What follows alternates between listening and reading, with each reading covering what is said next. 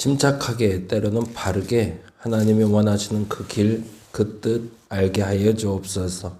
때로는 사람들이 아니라 할 때도 그것이 진짜 아닌지, 사람들이 맞다 할 때도 그것이 정말 맞는지 우리가 구별할 수 있는 지혜가 필요합니다.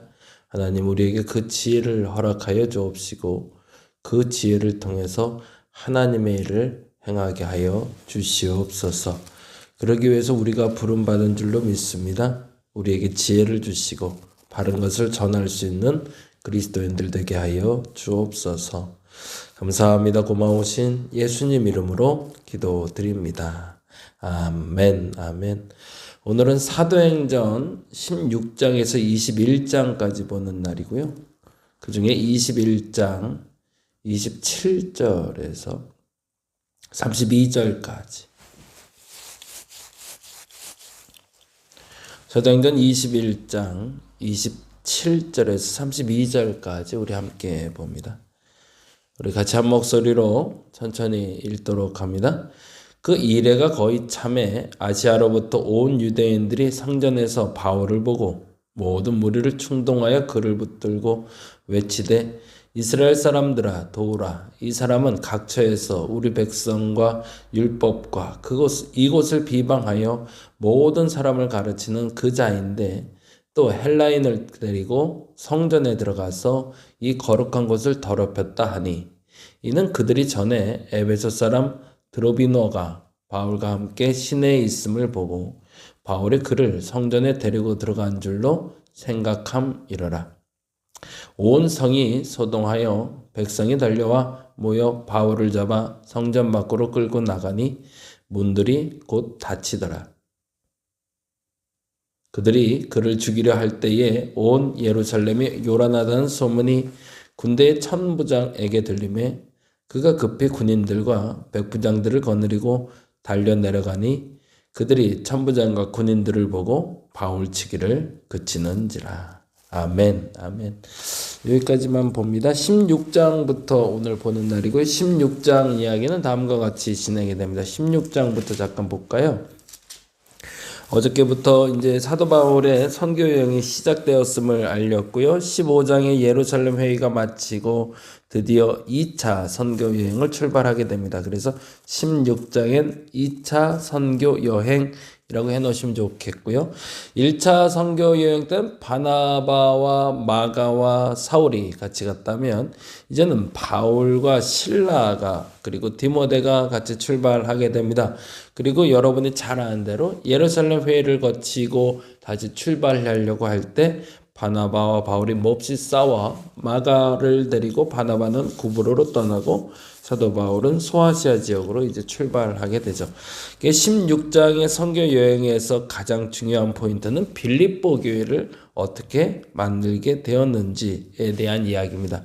그리고 이 빌립보 교회의 시작이 어찌 보면 사도 바울의 이방인 선교의 전초 기지 역할도 했고, 그리고 방법론을 아는 매우 중요한 요소가 된다, 이렇게 생각하시고 보시면 좋을 것 같은데, 그래서 지난번 우리 주일날 설교할 때 말씀드렸던 것처럼 16장에 나타난 빌립보 교회로 향하는 발걸음 속에 유대인의 회당이 아닌 이방인의 처소, 심지어는 감옥에서도 복음이 전파되더라.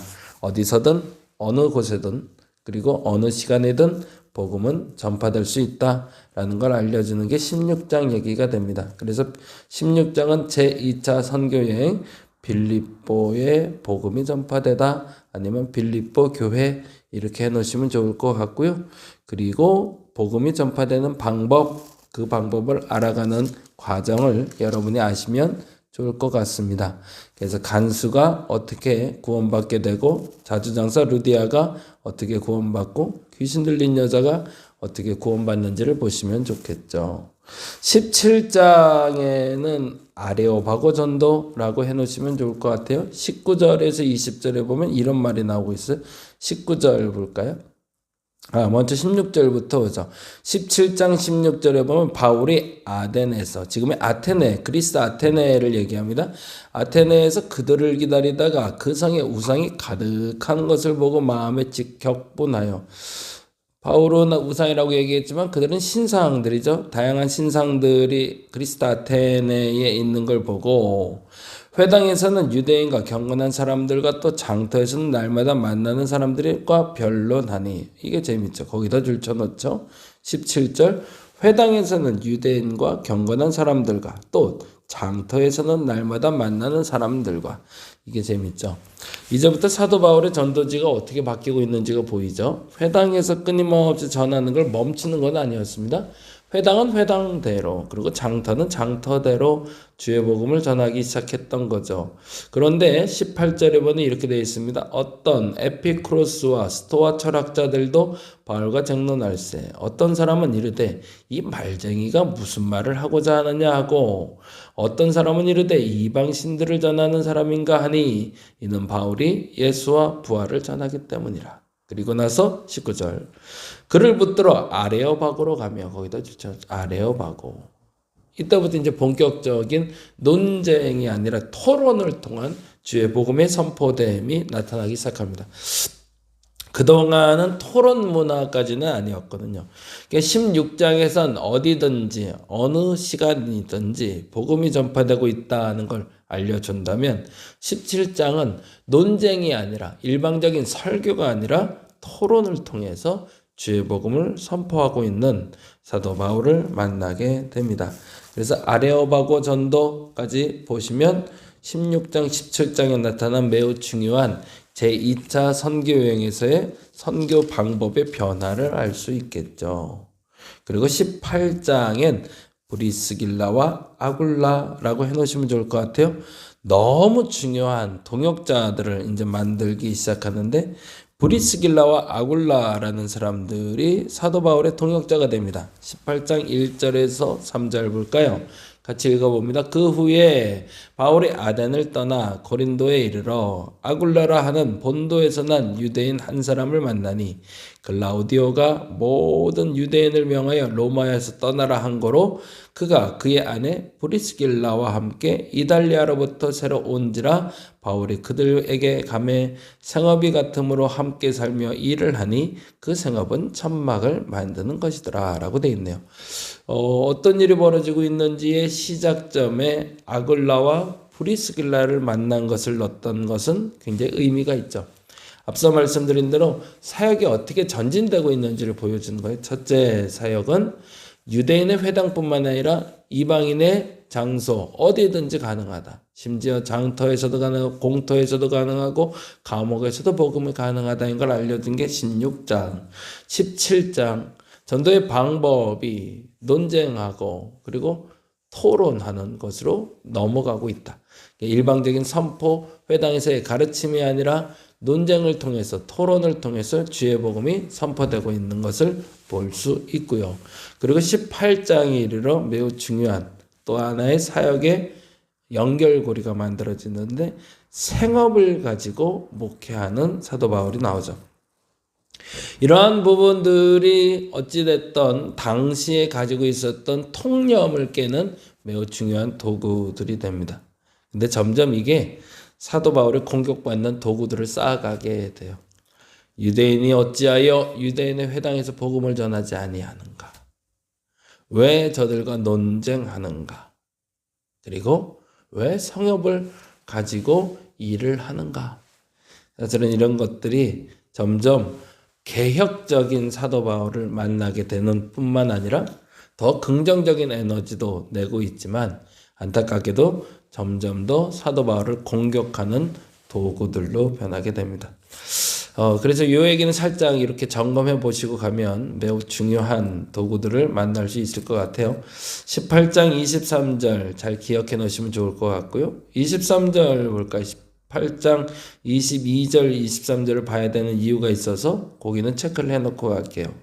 22절입니다. 가이사랴에 상륙하여 올라가 교회의 안부를 물은 후에 안디옥으로 내려가서 거기서 줄쳐놓게 안디옥으로 내려가서 여기서 나오는 안디옥은 수리아 안디옥입니다. 수리아 안디옥이라는 건 곧 그들이 선교여행을 출발한 출발점이 됩니다. 여기가 중요한 이유는 지금 2차 선교여행이 끝났다라고 이야기하는 거예요.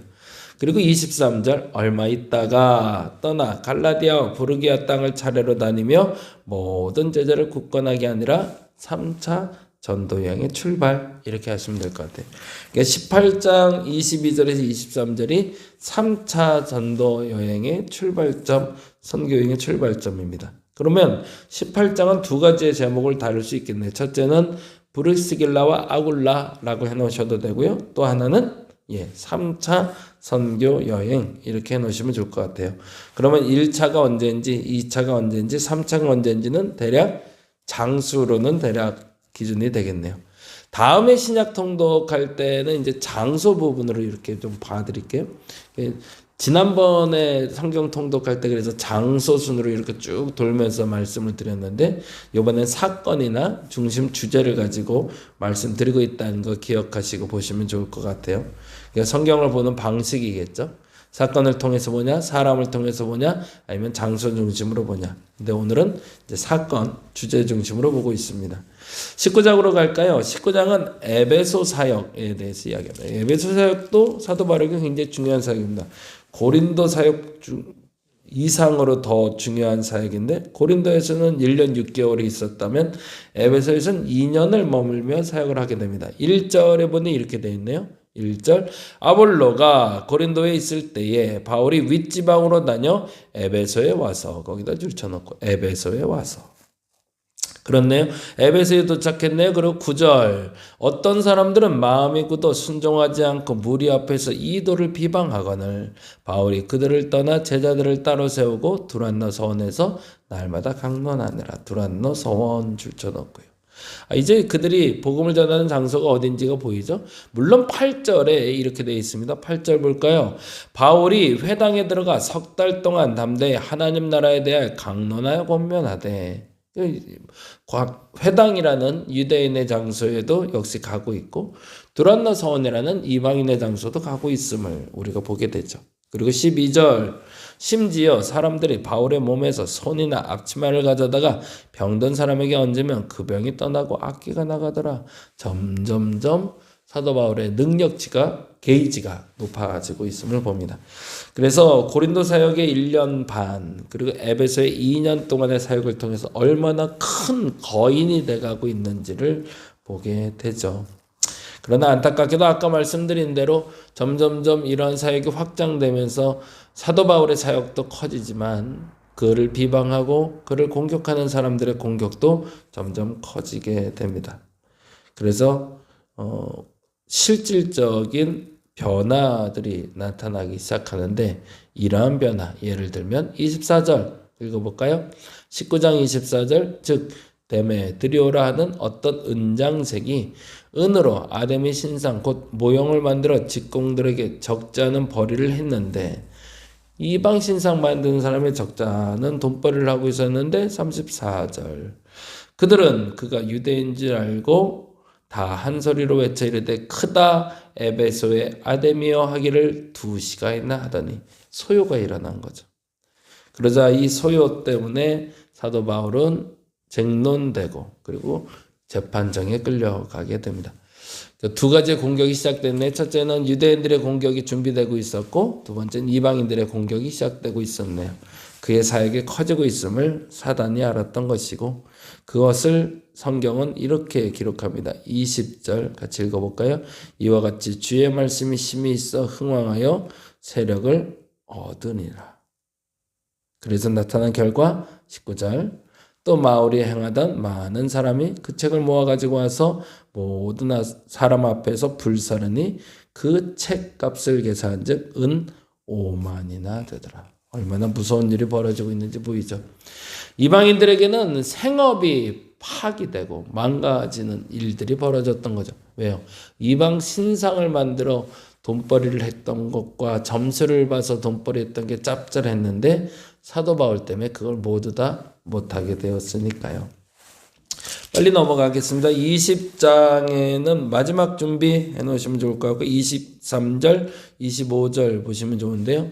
23절, 25절에 이렇게 되어 있습니다. 오직 성령이 각성해서 내게 증언하여 결박과 환난이 나를 기다린다 하시니 내가 달려갈 길과 주 예수께 받은 사명 곧 하나님의 은혜의 복음을 전하는 일을 마치려 하면은 나의 생명조차 조금도 귀한 것으로 여기지 아니하노라. 보라, 내가 여러분 중에 왕래하여 하나님 나라를 전파하였으나 이제는 여러분이 다 내 얼굴을 다시 보지 못할 줄 아노라. 마지막을 준비하고 있는 사도 바울. 그래서 20장은 마지막 준비라고 해놓으시면 좋겠고요. 21장 오늘 읽었던 본문인데요. 아주 재미난 단어들이 나와요. 4절 볼까요? 제자들을 찾아 거기서 이래를 머물더니 제자들이 성령의 감동으로 바울더러 예루살렘에 들어가지 말라. 거기다 줄쳐놓고 들어가지 말라. 12절 우리가 이 말을 듣고 그곳 사람들과 더불어 바울에게 예루살렘으로 올라가지 말라. 거기다 줄쳐놓고. 이상하죠? 주의 일을 하려고 하는데 자꾸 반대하는 사람들이 생겨요. 이럴 때 혼돈이 생기죠. 그때 우리도 이렇게 얘기할 수 있어야 돼. 13절 14절 바울이 대답하되 여러분이 어찌하여 울어 내 마음을 상하게 하느냐. 나는 주 예수의 이름을 위하여 결박당할 뿐 아니라 예루살렘에서 죽을 것도 각오하였노라 하니 그가 권함을 받지 아니하므로 우리가 주의 뜻대로 이루어지다 하고 그쳤노라. 어느 시점에 누가 반대해도 아니라 해도 해야 할 때가 있습니다. 저와 여러분이 지금 해야 될 일은 뭘까요? 우리가 무엇을 선택하고 무엇을 결단해야 될까요? 올라가지 말라. 그리고 들어가지 말라 라고 말하는 사람들은 나를 사랑하는 사람이거든요. 나를 염려하는 사람. 근데 그들의 말에도 내가 반대하고 가야 될 때, 만일 그때가 된다면 그때 주의 뜻에 순종할 수 있는 저와 여러분 되시기를 간절히 바랍니다. 기도하겠습니다. 어려운 선택을 마지막에 질문으로 던지고 마무리합니다. 사람들이 아니라 하는데 그건 할 수 없다라고 얘기하는데 주께서 하라 하시면 감당할 수 있는 힘을 내게 허락하여 주옵소서. 그 힘이 내게 필요하오니 그 힘을 내게 주옵소서. 감사합니다. 고마우신 예수님 이름으로 기도드립니다. 다 같이 기도하고 돌아갑니다.